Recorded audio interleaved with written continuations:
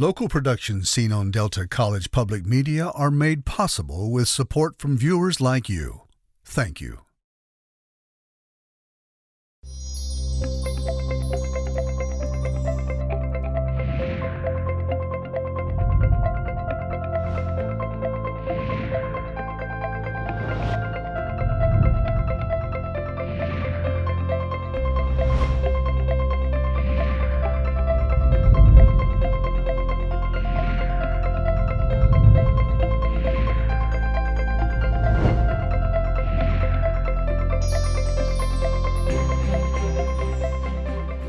Hello, everyone. Welcome to Junia Doan's The Spark.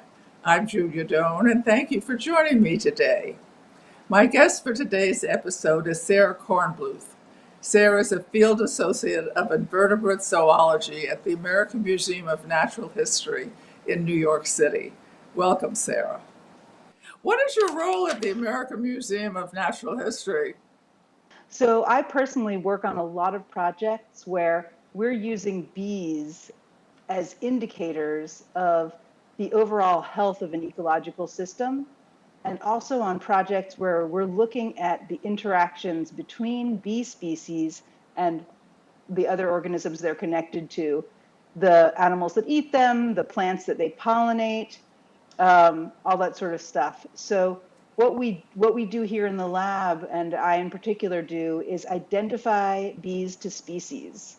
Because when we're doing a project where we're collecting a lot of insects and bees, we need to know what species those bees are. There are actually over 400 species of bee in New York State, where I am. In New York. And in North America, over 4,000 different species of bees. They're as different from each other as we are from the other primates.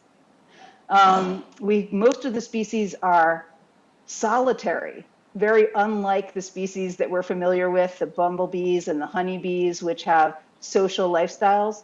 Most of them are not. They live like other insects do, only interacting with others of their species to mate, and then going ahead and the females will provision for their young.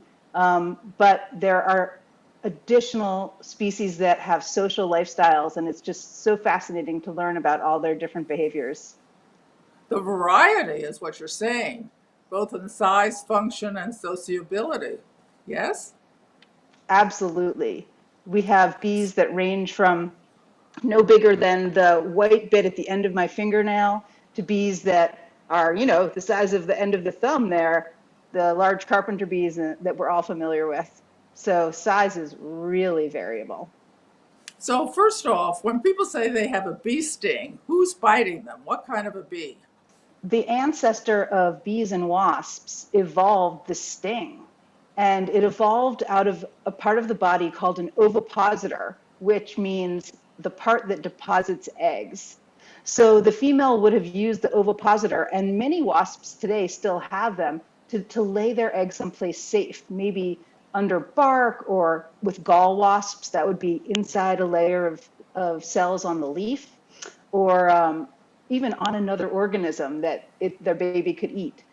The evolution of that stinger happened when that ovipositor had a mutation where it was hard and it was pointy, and venom that was used to paralyze prey, for example, was also excreted through it. So we've got now this new tool, and it was very, very effective in protecting the bearers, and it became common. And through the ancestor that originally had that, radiated all the species of stinging wasps and bees. So we've got all of these different bees and wasps that all have this stinger coming out of the end of their abdomen that they can puncture skin with and inject venom. And that is only had by females, because only females had this body part which was used to lay eggs. Until then. So males have it too? Or not? Males have no stinger. They didn't have that ovipositor because they didn't lay eggs. So they didn't have the body part that could evolve into a stinger. So the organisms that can sting are all of the larger female wasps and bees. The wasps that don't still have the ovipositor, but ones in which are from that common ancestor where the stinger evolved. So Interesting. we've got many, many social wasp species, including ants and including the Oh, larger bees that are able to sting us. Now, the smaller ones may have a stinger, but their stinger can't puncture our skin, and their venom is generally evolved to affect invertebrate organisms. We're vertebrates. So only those whose venom is evolved to affect vertebrate organisms will affect us. So we're looking at some bumblebees could sting us, the European honeybee can sting us, yellow jacket wasps and some other types of wasps can sting us, and those are the main ones which get us. well, I usually have some kind of bees if they're there around me. and I and people say, "Oh, you eat a lot of sugar, that explains it." Does the diet explain why a certain human is attractive to a bee who could sting or maybe not sting? Not in my experience. I do think that when bees are out flying around, most of the time they're looking for flowers. So if you've got some smells and some bright colors and you're looking beautiful, they will investigate. But they'll quickly realize that you're not a flower, even though you're gorgeous, and they'll be on their way. That's good news.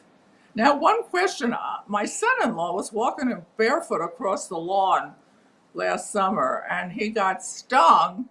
I don't know how many times, but in any case, he swelled up a lot and he went to not emergency, but critical care, whatever it was, and they immediately treated him. But what bees are on the floor in the grass and how would he identify them beforehand? That's a really tough one because there are some ground nesting species of yellow jackets, which are wasps, and there are also sometimes bumblebees will nest on the ground. Bumblebees are a lot less, you know, vicious than the wasp species, but if you step on their nest, they will protect it. In fact, even if you just step on one of them, anytime a bee or a wasp is fearing for its life, that's when it's going to sting. So it's very possible that he collapsed a little edge of their nest when he was walking, didn't even notice it. And they were so afraid and with that need to protect their young and their home that they came out to warn him away. That's generally what happens. Oh, interesting. So, does every yellow jacket or every wasp or hornet sting, or again, just the females in certain categories of the right size? That's right. Just the females of certain categories of the right size who are the descendants of that wasp that originally evolved the stinger. And what do they do to fertilize? Just run us through that whole step process. You mean pollination? Pollination. Oh, absolutely. So it's actually quite fascinating and very cool how bees have evolved. There's an ad out there about how like once you try this potato chip, you can't just have one. Bees really develop a taste for the pollen that or nectar that they are uh, enjoying at a certain time. So they wake up in the morning, they go out, they try some of these beautiful fall asters. It's delicious. It makes them want another aster. And there's a lot of species that do this, where they're visiting the same species of flower over and over again. In fact, when people talk to me about like, I want to plant a beautiful native flower garden, and should I just like put one of each plant flower in there? And I'm going to tell them that actually we want to make patches of flowers because that's the way that bees like to eat. They want to visit the same species of flower over and over again.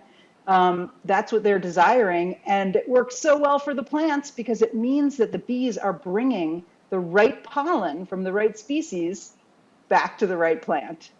And can you name a couple of those plants just to elucidate choice for us?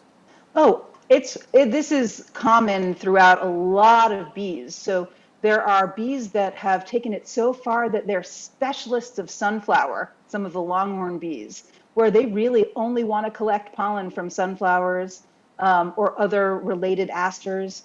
There are specialists in our area and in yours that specialize on vaccinium, which is blueberries and huckleberries. They're only going to collect pollen, and so they are such wonderful pollinators for those plants. And that's the only kind of pollinator, the pollen that they want to feed their young. How did you come to have an interest in this field? Really just I was very interested in college in animal behavior. And so I was curious about just the way all different animal behaviors have evolved and what they do and how we can learn about how to conserve and care for and protect our habitats and our organisms by learning about their behaviors. Not just animals, plants as well are so fascinating in their survival mechanisms. So that was really how my interest was piqued. And then right after I graduated, I was doing some volunteer work here at the museum, and I fell into a project where I worked on some bees. It was so wonderful that I decided to go back to school for it. I was interested. Can bees talk to each other? And I'm going to ask you that. But before that, I found out. I think it's sort of sonicate. They make some kind of whirling sound that liberates the pollen that might be stuck. Could you talk about those two areas? Absolutely. Sonication, I'm glad you brought that up. It's such a fascinating behavior because this is a plant that's only releasing its pollen when it has the right vibration. And scientists have taken a look at these plants and used tuning forks to coerce them into releasing their pollen, but they can't do it nearly as well as bumblebees. And so what the Oh, bumblebee's special skill is that it grabs on with its legs and mouth, and it actually, without moving its wings, vibrates its flight muscles. And so that creates a vibration throughout itself, and it's just the perfect vibration to encourage the anthers of the plant, of the flower, to release the pollen. And then the bumblebee can collect it. But that's just one way that that plant ensures that its pollen is only going to be going to a specific pollinator, and it's far more likely that that pollen is going to be going than to the same species of plant. Because when you're giving up your pollen, you want to make sure that it goes to the right species. if you're close enough, can you see the vibrations?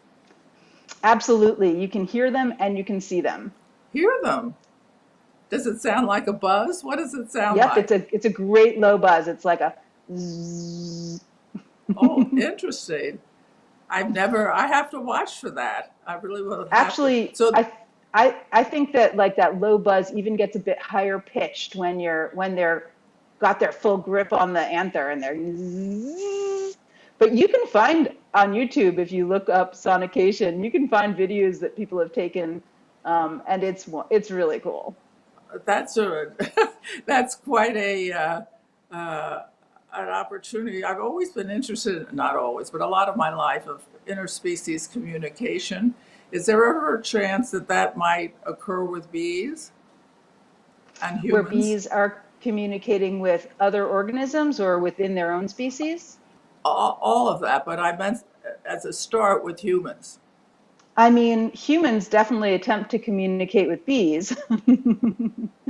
We do experiments with them and try and figure out if they can do things like maybe count for or figure out a maze, things like that.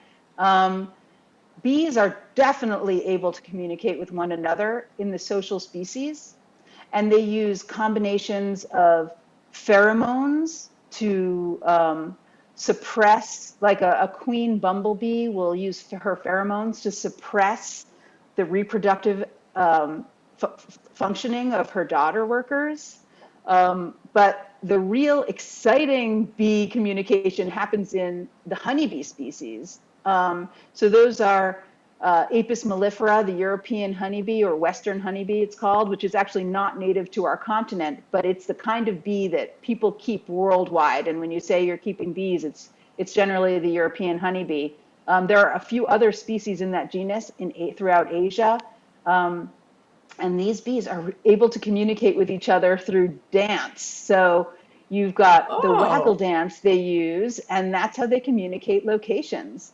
The scouts will go out first thing in the morning, find fields and patches of flowers, and come back and they'll dance to communicate where those flowers are. They can talk about how far away they are and their location in relation to the angle of the sun. so someone has figured out how to interpret the dance. Absolutely. The dance has been interpreted. The bees even use the dance when they're trying to decide on a new nest site. They'll send scouts out, and the scouts will find different nest sites. They'll come back and they'll share the locations with um, all of their sister workers in the hive. And depending upon how vigorously and excitedly they dance, the workers will all go check out the sites. If they like the site, they'll join the scout that's dancing for it. And when they get to a point where everybody's dancing for the same site, they'll move. Then they'll choose their hive in that most exceedingly of democratic ways. Is this for a certain period of time? Is a certain part of the season and then it stops? Oh, when they're looking for a new When they're hive? looking for pollen, Oh no, is they'll that look for a, pollen. They'll dance and talk about pollen locations from as soon as flowers are blooming until the flowers are all done. so that could be 3 or 4 months, or that could be two or Oh, three that's more like weeks, eight or months, probably. 8 months. I'm Right? surprised. I think I see flowers in um, April, May, June, July, August, September, October, November, I would say. What are the researchers in bees looking to learn or observe next? Well, I mean, there's so much research going on. We're always trying to figure out what species live where, how they're responding to climate change, how they're responding to urbanization, what the effects of different pesticides have on bee communities and other pollinators, how we can restore habitat and conserve the habitat that we have. I think those are pretty much the main topics that I'm interested in. Bee scientists are also interested in learning things like which bees visit which flowers, which That's birds eat interesting. which bees. We're interested in learning about all of the different connections that bees have through and how their pollination, helps lead to different plant communities establishing and spreading.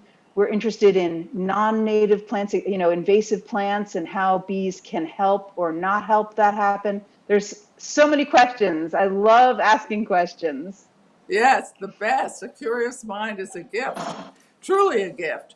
But since they're different size and the habitats are different around the world, did they are they suited? They must be suited to the areas they're found in. And what might be the difference from one area to another area if it's a continent difference?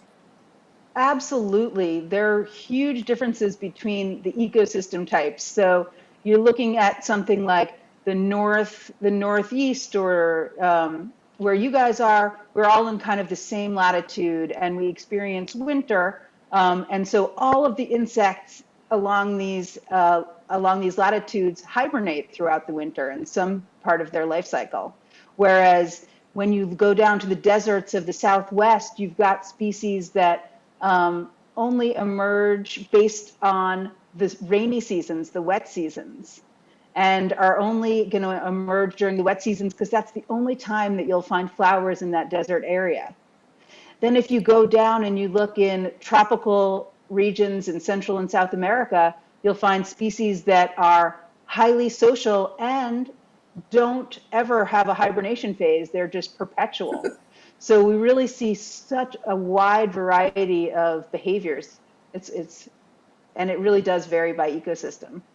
So when I was a little girl visiting my grandparents in Oklahoma, I'd like to sit in the front porch with them and watch the fireflies. Where does one find fireflies now?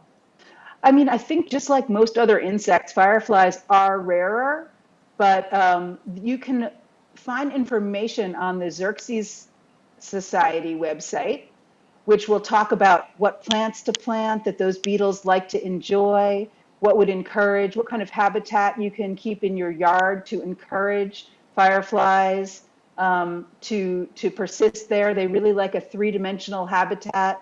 So having pollinator gardens works for them as well.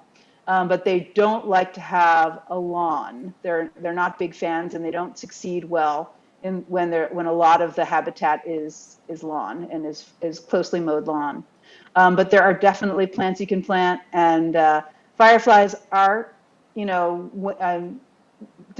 disappearing. Just put it out there. Fireflies are disappearing, as are many, many, many insects. And so it's great when we want to learn more about them and we figure out what type of habitat we can give them, and we can build that in our own green spaces. What was that society you mentioned to consult? Right. Yes. So there's a wonderful organization called the Xerxes Society, Xerxes.org, I believe, and they give recommendations for different native plants that you can plant depending upon what region of the country you live in, depending upon if your garden is sunny or shady or dry or wet, and help you figure out what plants are going to be successful there and will be wonderful ways to conserve pollinator habitat and create pollinator habitat. Would you mind spelling that? Is it XEC? I'm trying to Xerc. remember myself how to spell it. That's Xerces, I believe, .org. XERCS. When you have a tough question that you yourself want an answer to, who do you consult, or who do you ask? I mean, I have quite the library here. We have a lot of books, and if you mean tough questions about how am I going to figure out what bee I'm looking at, well, I often consult directly behind me all of the articles that we've collected here at the museum, written by bee scientists over the decades. And they've written all sorts of information about how you can figure out what bee you're looking at by group. And so I'm very fortunate to have a great reference collection of bees that I can compare the species I collect to, as well as have all this literature that's been written about all of the details of the body parts of the different species and how we can tell them apart. Do you live in a place, really none of my business, but do you live in a place where you can have vegetation? Well, my garden is all containers. I live in Brooklyn. We don't have a lot of earth, but we have a lot of containers that we've put up, either with something that, some tomatoes that my son and I are growing to eat, or with herbs, or with native flowers. And I love to buy native flowers. We have a wonderful nursery locally in Brooklyn that focuses on collecting seeds from local populations of native plants. And I think that that's a really cool idea, because a lot of the time you get native plants and they could be not from your region, and they could be not adapted to the seasons of your region, make it things a little bit out of sync. So I'm really into the local populations. So in your container seeds and growth, do you keep them inside until they start to bloom, and then outside? Do you rotate them inside and outside at any point? Well, I only have native plants that can be okay outside. Since they are native to the region, that's fine. Those ones will just regrow. But for my garden stuff, we start seeds inside in February or March, and then pop them outside in the containers when they're big enough and it's warm enough. And how did you get your son to take an interest in this? He thinks science is so cool. Tell, because I'm sure some others who are listening would like to be inspired by what your experience has been. Well, I've always loved to garden with him, even though we don't have a lot of space, growing things like cherry tomatoes and herbs and green beans that he could pick right off the vine. And he'll love them because they taste best that way, has kind of opened doors for him into eating lots of different vegetables and fruits. He gets really excited about it. And then the next year, we just remember, oh, what did we grow last year? What should we grow this year? What do we want to cook? And it becomes a really fun, long project for us. Although I have to admit, sometimes we'll go to a restaurant and he'll be like, this cherry tomato is terrible. He's spoiled for tomatoes. Well, good, he's so aware. Now, does the museum have classes for youngsters around that age? They sure do. The museum has classes for youngsters ranging from preschool, kindergarten age, all the way up through to some wonderful programs they have for kids uh, through middle school and high school. And occasionally I get to guest speak for them, and they're great groups of kids dedicated to science learning. And then the museum also has opportunities for undergrads who can come in and do lab work with us. You must be a wonderful worker because I'm quite taken that you started as a volunteer and then became an employee. I was given the advice when I was in college to try out volunteering in different places that I thought I might like to work in, and that would be a great way to learn if it was a good fit. And that was a great piece of advice. Thank you. Thank you very much, Sarah. So we've been lucky to talk to Sarah, really listen to her, because her love of bees has talked to her and shown us the variety of opportunity, function, and communication. And I do like the idea of voluntary, trying out a field as you start out in life to find out if you like it and if that's the place you like to be. And you notice her enthusiasm for doing things and finding it out. And that's a great gift. I'm glad she shared all the information. And I'm glad to find out the power of women to bite occasionally. Go out and do something nice for someone you know and someone you don't know. And do it every day. And I'll see you next week. Thank you. To contact Junia, send her an email at juniadonsthespark@gmail.com. For more information, program schedules, and news about future guests, go to www.juniadonthespark.com. Thank you for joining us. See you next time on Junia Doan's The Spark.